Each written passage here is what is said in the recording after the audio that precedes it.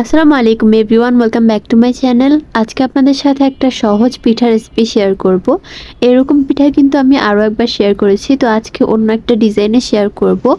এটা কিন্তু যে কেউ খুব সহজেই পছন্দ করে খেয়ে নিতে পারবে।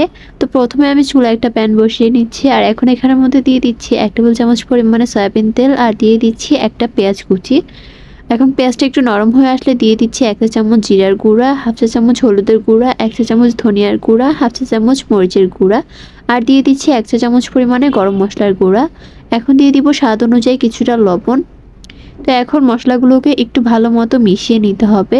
মশলার মধ্যে কিছু গোটা মশলা অ্যাড করছি, দিয়ে দিচ্ছি দারচিনি, এলাচ, তেজপাতা আর লং। তো এখন এগুলোকে আমি এই মশলাটার মধ্যে দিয়ে দিব।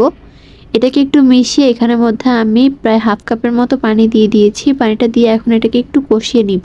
তারপর এখানে 1 চা চামচ আদা বাটা, 1 চা চামচ রসুন বাটা দিয়ে দিচ্ছি। এগুলোকে খুব ভালো মতো মিশিয়ে তারপর কষিয়ে নিতে হবে মশলাটা। মশলাটা যখন ঠিক এরকম তেল ছেড়ে দিবে, ওই পর্যায়ে আমি এখানের মধ্যে মাংসটা দিয়ে দিচ্ছি। তাইলে কিন্তু এই রেসিপিটা রান্না করা মাংস দিয়েও করা যায়। তো আমার যেহেতু রান্না করা ছিল না, তার জন্য আমি আবারও রান্না করে নিচ্ছি। তবে খুব সহজেই কিন্তু এটা রান্না করা যায়। তো এখন মাংসের সাথে মশলাটা ভালো মতো মিশিয়ে দিয়ে দিচ্ছি 1 বাটি পরিমাণে আলুগুলোকে খুব ভালো মতো কুচি করে নিয়েছি, যাতে এগুলো খুব তাড়াতাড়ি নরম হয়ে যায়। এখন এখানের মধ্যে 1 বাটি পরিমাণে পানি দিয়ে দিচ্ছি, আর এখন এগুলোকে একটু মিশিয়ে ঢাকনা দিয়ে রেখে দিব। মাংস থেকেও কিন্তু খুব ভালো পরিমাণে পানি ছাড়বে, তো দুইটা একসাথে করে কিন্তু মাংসটা খুব ভালো মতো সিদ্ধ হয়ে যাবে। একবার ঢাকনা সরানোর পর দেখতেই পারছেন পানিটা ঠিক এরকম শুকিয়েছে। আর দেখুন, খুব ভালো মতো পানিটা যখন শুকিয়ে যাবে, তখন এটাকে আমি চুলা থেকে ভালো মতো নামিয়ে ফেলছি। তো এখন আমি চুলে একটা হাঁড়ি বসিয়ে দিচ্ছি, আর এখন এখানের মধ্যে দিয়ে দিব 1.5 কাপ পরিমাণে পানি।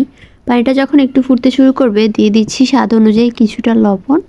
তো তারপর পানিটা যখন একবার বলক চলে আসবে, এখানের মধ্যে আমি আটা দিয়ে দিচ্ছি। আমরা যেভাবে রুটির জন্য ডো বানিয়ে থাকি, ওইভাবেই কিন্তু এই ডোটাও বানাতে হবে। চাইলে ময়দা দিয়েও করা যায়। তো প্রথমে আমি আটাটা দিয়ে তারপর একটা ছাঁকনি দিয়ে খুব ভালো মতো মিশিয়ে নিচ্ছি। চাইলে এখানের মধ্যে আরও কিছুটা আটা অ্যাড করতে পারেন। তো যখন এটা এরকম হয়ে আসবে, চুলা থেকে নামিয়ে নিচ্ছি। তো তারপর আমি একটা বোর্ড নিয়ে নিচ্ছি, আর এখন ওইখান থেকে অল্প একটু পরিমাণে ডো নিয়ে নিচ্ছি, আর তারপর এটাকে খুব ভালো মতো মথে নিতে হবে। অল্প একটু পরিমাণে আটা দিয়ে আমি এটাকে খুব ভালো মতো মথে নিচ্ছি। তো ভালো মতো মথে নেওয়া হয়ে গেলে এটাকে আমি 2 ভাগে ভাগ করে নিচ্ছি, আর দেখতে পাচ্ছেন আমি কতটা পরিমাণে নিয়েছি। তো তারপর এটাকে একটু মথে তারপর এটাকে আমি এরকম চেপে গোল করে দিচ্ছি। আর উপর দিয়ে কিছুটা পরিমাণে আটা দিয়ে একটা ছোট্ট রুটি বানিয়ে নিতে হবে। রুটিটা কিন্তু খুব একটা মোটাও না, আবার খুব একটা পাতলাও না, দেখেই বুঝতে পারছেন। এখন এখানের মধ্যে আমি পুরটা দিয়ে দিচ্ছি এক পাশে, আর আরেক পাশ দিয়ে এটাকে সিল করে দিব। সাইডের যে অংশগুলো আছে ওইগুলোকে খুব ভালো মতো লাগিয়ে দিতে হবে। তো এখন আমি একটা চিমটা নিয়ে নিচ্ছি, চিমটা দিয়ে এরকম লম্বালম্বিভাবে ডিজাইন করে নিব। জাস্ট উপর থেকে নিচে এরকম চাপ দিয়ে দিলেই কিন্তু খুব সহজে এই ডিজাইনটি তৈরি হয়ে যাবে। তো সম্পূর্ণ পিঠার মধ্যে আমি লম্বালম্বিভাবে এই ডিজাইনটা করে দিচ্ছি, আর সাইড দিয়েও এখন আমি এরকম একটা পেঁচিয়ে ডিজাইনটা করে দিচ্ছি। আর এটা কিন্তু আপনারা দেখেই বুঝতে পারবেন। এক পাশ দিয়ে চেপে আরেক পাশ দিয়ে একটু পাতলা করে তারপর আবারও চেপে দিচ্ছি। তো এখন আমি আরেকটা ডিজাইন করব। তো তার জন্য একটা রুটি বানিয়ে নিতে হবে পাতলা করে। রুটিটার চারো সাইড দিয়ে এরকম ভাঁজ করে দিতে হবে, ভাঁজটা নিচের দিকে দিতে হবে। আর এখন মাঝখানে আপনার প্রয়োজন অনুযায়ী আপনি পুরটা দিয়ে দিবেন।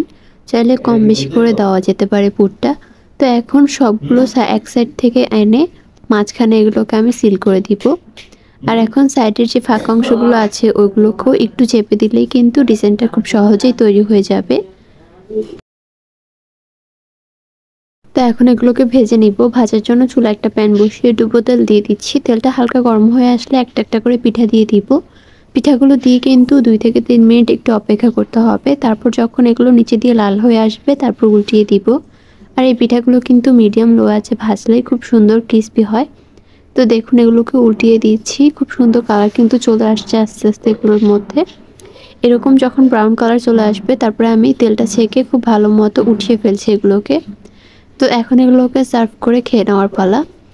দেখতেই পাচ্ছেন, দেখতেই কিন্তু কতটা লোভনীয় হয়েছে। সবাই কিন্তু খুব বেশি পছন্দ করে এই পিঠাগুলো।